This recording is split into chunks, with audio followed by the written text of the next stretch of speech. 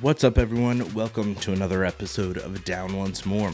Matt here, coming at you with a mini episode this week. So coming off of last week, Rayleigh and I had a lot of fun doing just kind of a random episode back together again. We had done our review a few weeks ago, and last week we talked about Wicked, the musical movie that is coming out this November. We talked about the new trailers, kind of Wicked as a whole. We got on a decently long professional wrestling bunny trail that we'll address in a little bit on here as well, and then had some fun doing vocal warm-ups again. It's been a long time since we've done that. It was fun to just kind of have fun, chat, catch up a little bit, have a good time on the podcast. So hopefully you all enjoyed it too.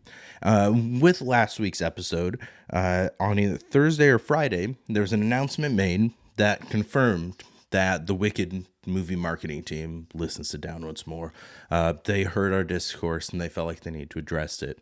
They posted on the official page for the Wicked movie's social media that part 2 has been moved up to November 21st, 2025. So we officially, I believe this is, besides John M. Chu had said in some interviews that, part 2 was still happening.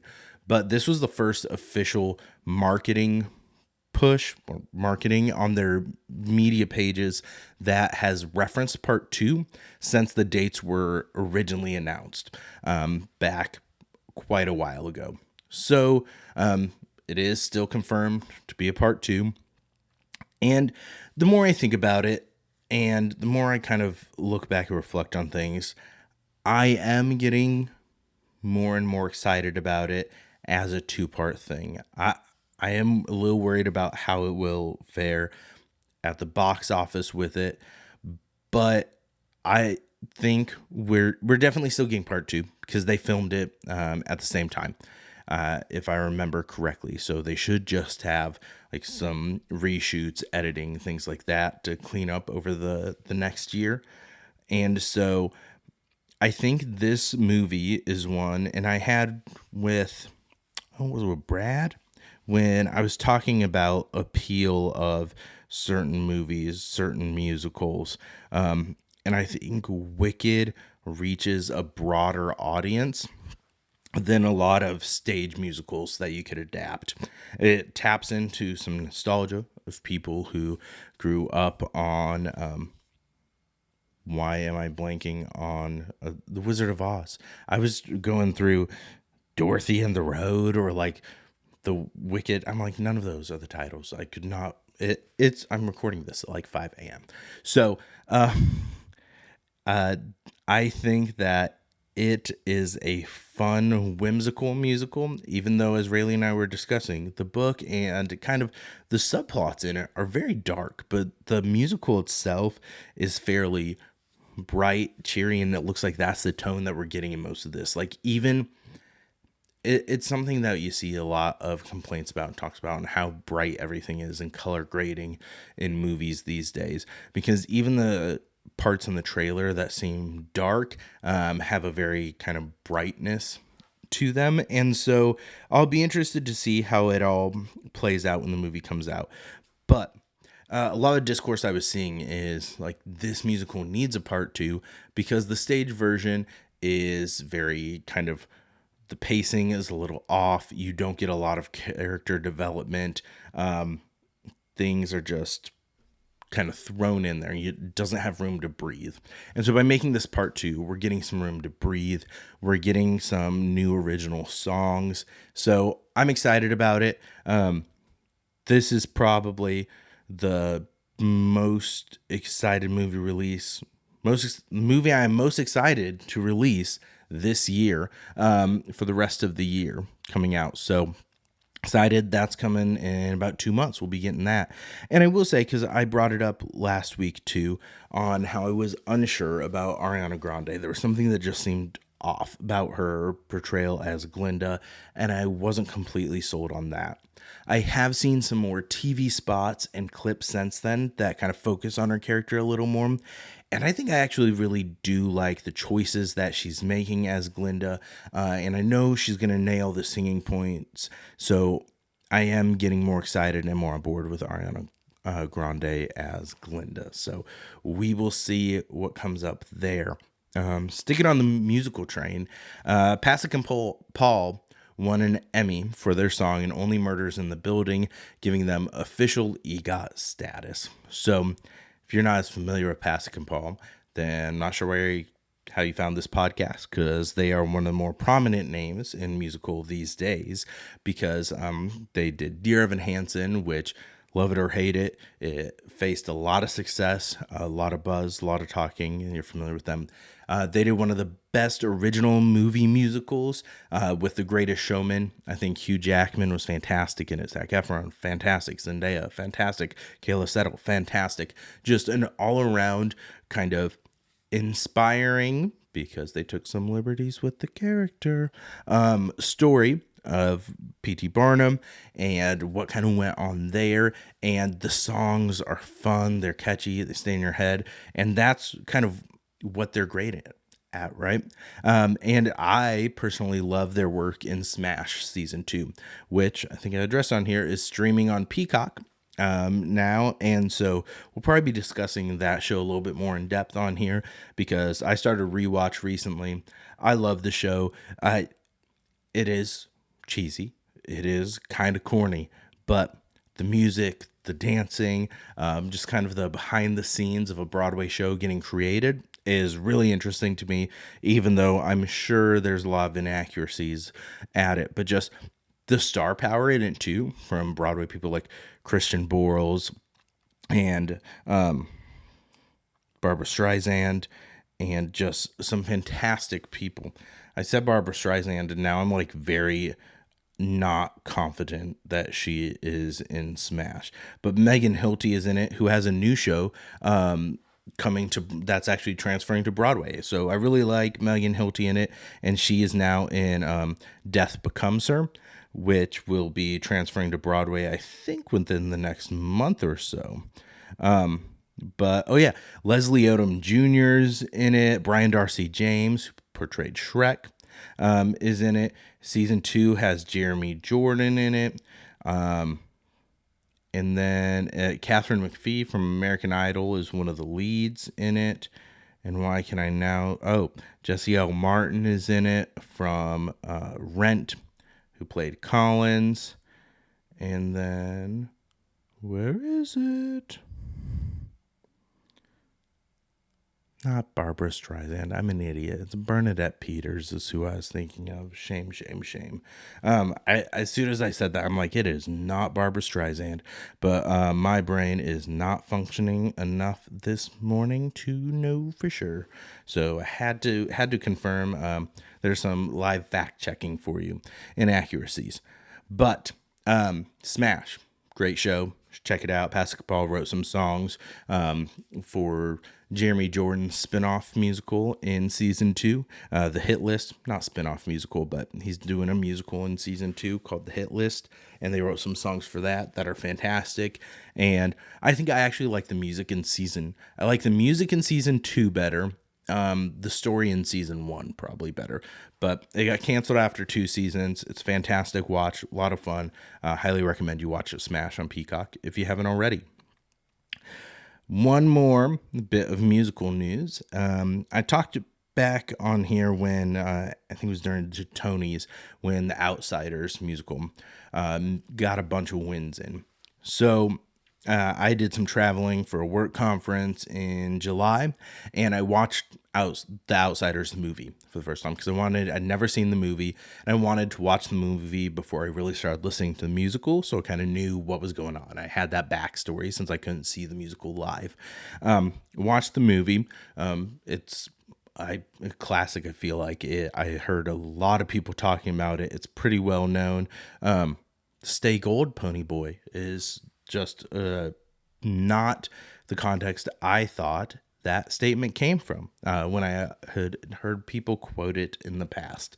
But I enjoyed the movie, and so I started listening to the musical, and I actually really enjoyed the musical. There's a couple songs from it that have made it on my regular playlist that I listen to. The top of those being Justice for Tulsa. I feel like that music, Jesus Christ.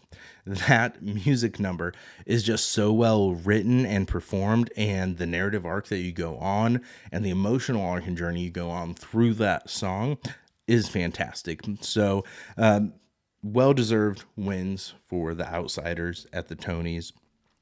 And then sticking on the award show thing, the Bear won a number of things at the Emmys, which has brought up the conversation again about, is the Bear a comedy? And I would say, in my opinion, that this being classified as a comedy can kind of hurt some of the other like true comedies in this category. I think The Bear has a lot of funny moments in it. However, at its core and its heart, I would say that it is more of a drama, is a family drama. You're dealing with the anxiety and all the stuff behind the scenes in the kitchen that these characters are going through. And while there are funny moments, like I'm laughing usually at least once an episode just because of how well written these characters are, and just the different scenarios that come out, and how fantastic of an actress AEW. Just some of her line delivery is so fantastic. Same with Eva Moss. Was it Eva Moss Backrack, who plays Cousin? That doesn't sound right as I'm saying it. Is it just Eva Moss? I'm just making things up here. No, I was right. Eva Moss Backrack. Okay, perfect. I'm not crazy. Who plays Richie and who will be playing the Thing in Marvel's Fantastic Four movie. So I'm excited to see him in that. Because I've seen him in a few like bit pieces over the years, and he's really good in The Bear. And I'm glad that he's going to be in this prominent movie, this prominent role. But I think that there are a lot of actual like true comedy shows out there that maybe aren't getting their shine as much because it's kind of overshadowed by The Bear. And I feel like it sucks for the actors in the show, because that's just what I feel like. I'm just seeing interviews from them constantly being asked about this. And it kind of puts them in a shitty position when they go out and give fantastic performances that they absolutely should be nominated for.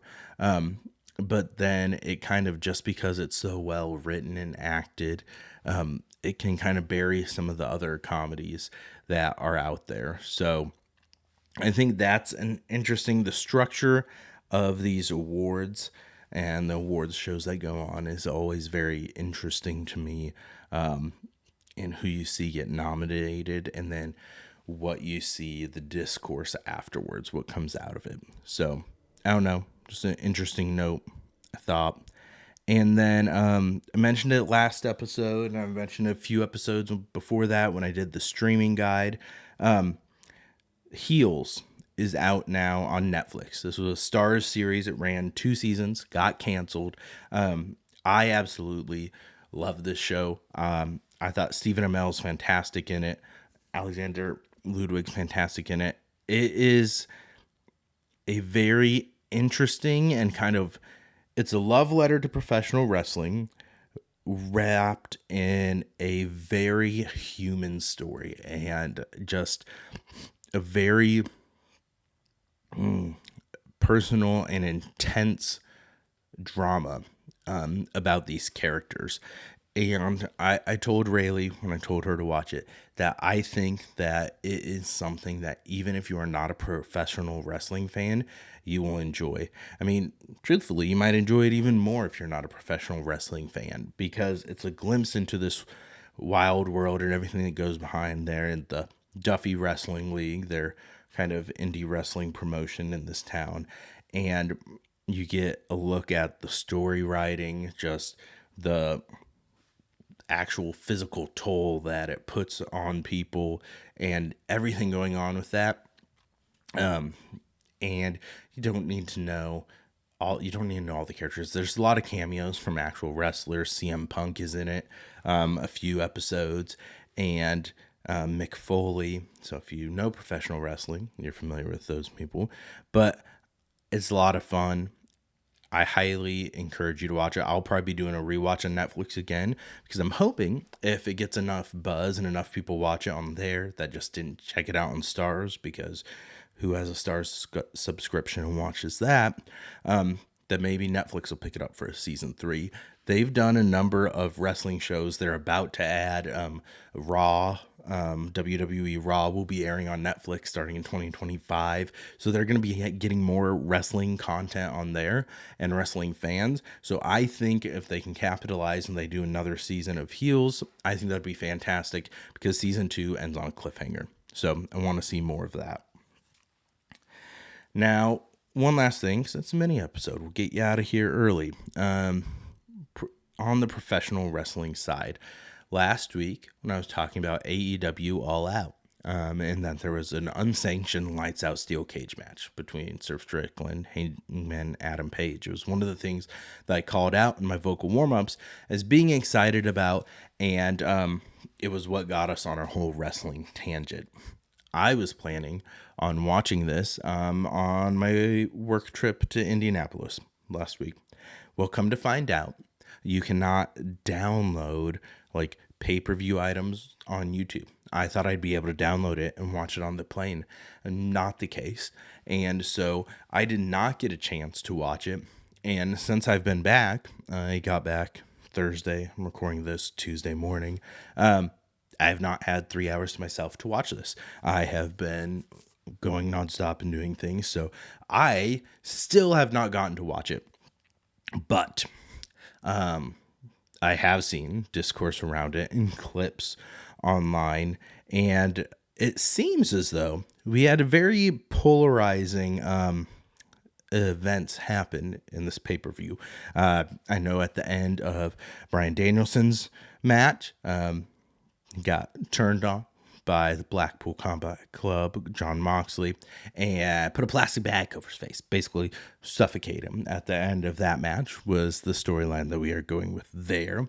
And then during the unsanctioned lights out match, there's a wild chair shot that Hangman gave Swerve, and then there was something with a syringe in Swerve's mouth, seeing screen caps of that, and people saying that they felt uncomfortable and they think AEW went too far with it.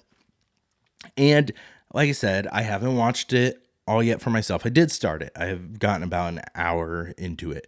I will say I think it's interesting because people are wanting AEW needs to be a different thing than WWE, in my opinion. It can't just copy. It can't just be the same thing. Because if you're doing the exact same thing, you have the exact same vibe, exact same feel, people are probably going to go to the thing with a higher production quality, just a better show, especially more casual wrestling fans, right? But AEW is positioning themselves as like a true WWE alternative that's up there. It is more violent. It does do more crazy wild stuff. It's like an indie show on steroids, because if you watch The Wrestler with Mickey Rourke, that's a lot of what he's doing now too. He's doing the indie shows, where a lot of those indie shows, the smaller ones, they can rely more on just shock value and the wild. So they're doing like the tax, they're doing more like hardcore matches, blading, things like that. And so that's what people now are saying, like AEW, sometimes they're just going for the shock value. They're going for a glorified indie show. And I don't think that's the case, because they have some absolutely fantastic wrestlers and put on some fantastic wrestling matches. Yes, sometimes those get overshadowed by the amount of either blood or brutality or things like that will happen in a match. But I truly think that AEW puts on some of the best pay-per-views I've seen. Like consistently, I usually enjoy and feel more satisfied with an AEW pay-per-view than I will a WWE premium live event show. Now the week-to-week product, that's a different story. Like I said, as more of a casual wrestling fan, I do not watch all the week-to-week product. If it's on, I have time, sometimes flip it on. But I'm far busier than you would think that I am, and don't have as much time to get that in. So I don't watch the week to week wrestling product that much. But I rarely miss a premium live event or a pay-per-view. So I think that it's good to have alternatives out there. It's good to have a different vibe, a different feel. And so I promote it. I'm for it. And that's it. Once I actually watch it, I may have more thoughts on here. I don't think we have a very deep wrestling fan base that listens to this podcast. So maybe I won't make you guys suffer through that. The only other note I have is that iOS 18 is now here. I did not get the new phone, but they have dark mode for apps. Yes, I know Apple's catching up to what Android did. I love the dark mode for apps. It looks fantastic. A new vibe, different phone. I dig it. And did I pay $20 just for Snapchat Plus so I could customize the app and make it fit in with dark mode instead of a bright yellow app? Yes, I did. So that's going to do it for this week's episode. A little bit of a random grab bag for you on this mini week. I apologize. I was strapped for time. I have had people here and stuff nonstop pretty much since I got back. So stay tuned. I'm not sure what exactly next week's episode will look like, but it will be fun. It will be a little more produced than this and not so much off the dome. So hopefully you enjoy that. Hopefully you enjoyed this random episode.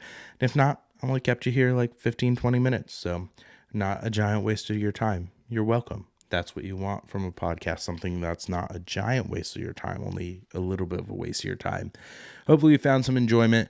Hopefully you all enjoyed the podcast. Go back, if you haven't, watch Rayleigh and I's episode last week. Check out everything else going on the pod. We're over 100 episodes deep. Lots of fun stuff there. So thank you all for watching, listening, subscribing, commenting, all that fun stuff. Have a fantastic day. Don't forget to go down once more. Later.